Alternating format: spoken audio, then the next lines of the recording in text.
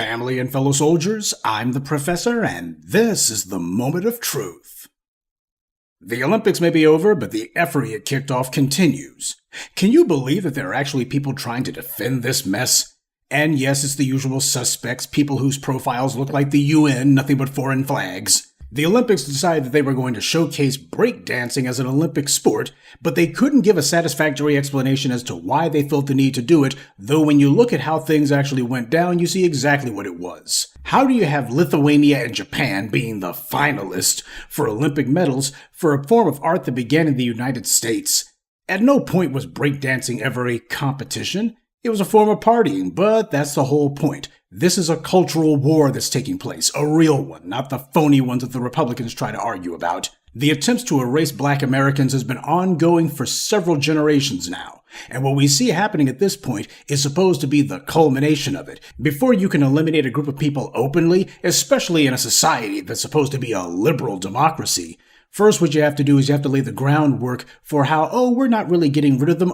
At worst, America is just one big dysfunctional family. Why? Look, we accept these people. Why? You even have people who are dancing just like them, though we don't give them any sort of credit for that. This is supposed to be a guilt-free genocide. And you start that process by laying claim to what these other people you're targeting have done and what they've come to mean to the world. It's no surprise at all that as foundational Black Americans have asserted themselves, we've seen this level of pushback. It's been growing. The antagonism has been intensifying. None of these groups has ever embraced Black culture. The people you saw pretending to be doing their breakdancing, their little clumsy, corny version of it, none of these people have ever embraced Black Americans at any point in history. They've all had some sort of anti-Black racial slur that they love to use. They do that stuff all the time.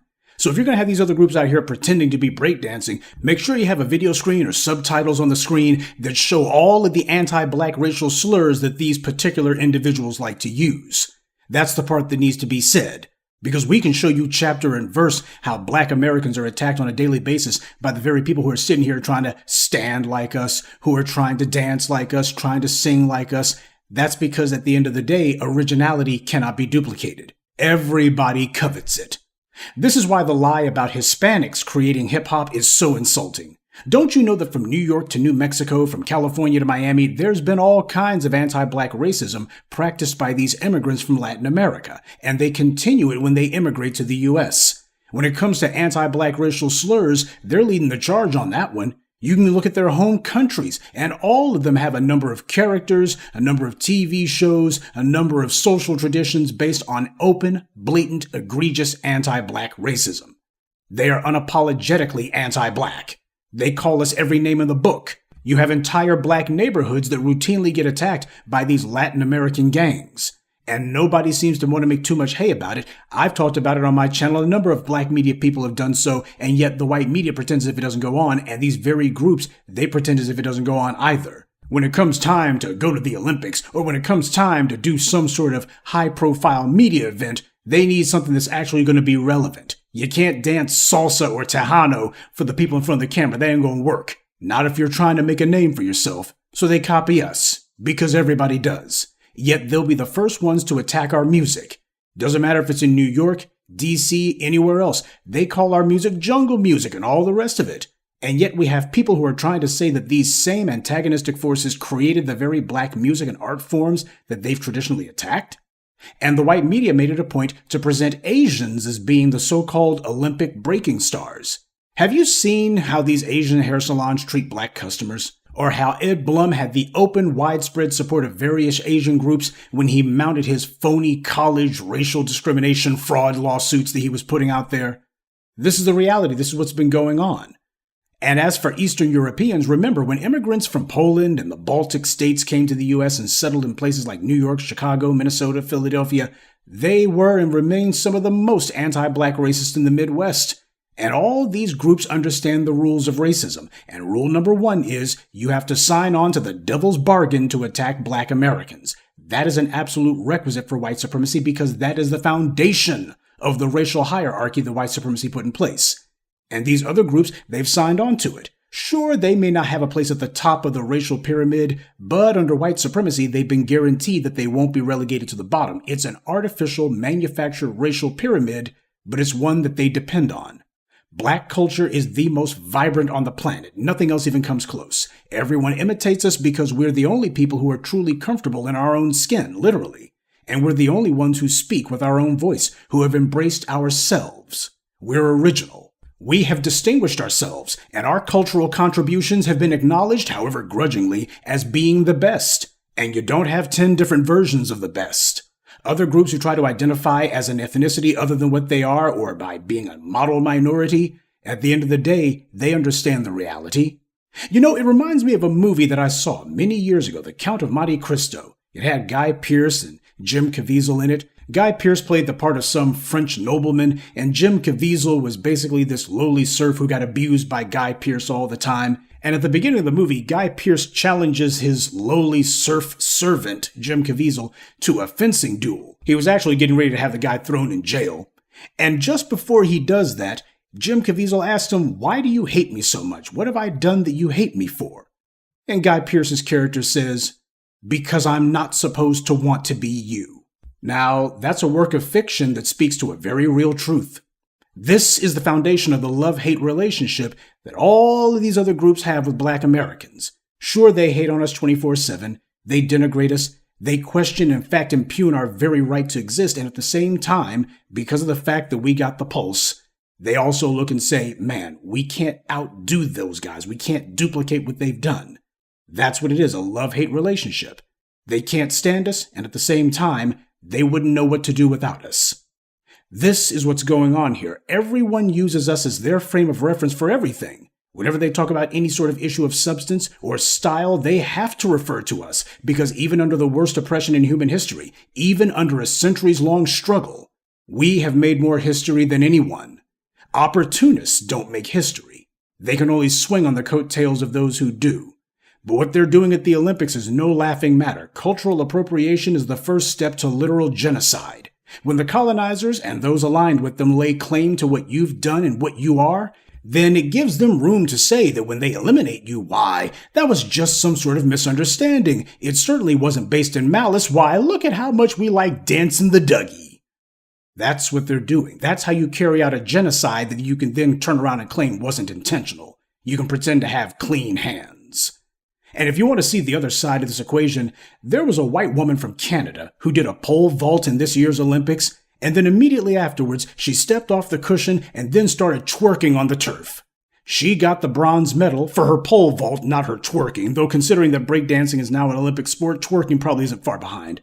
She did that in front of the entire world. And you know what? She didn't get her medal stripped from her. Nobody said, oh, we're deducting points for that. Nor was she denied the privilege to stand on the podium. And before we go any further, this woman also has an OnlyFans account. Gee, I'm so shocked. So this OnlyFans athlete, she decides to literally show her behind at the Olympics, and it's not a scandal.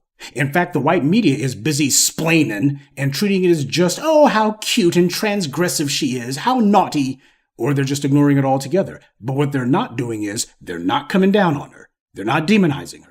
They're not asking what's wrong with the Canadians or treating this as some sort of cultural pathology unique to those people. They're not doing that at all. They're not demanding that the Canadian Olympic Organization apologize or that they otherwise denounce her. They're not doing anything about this.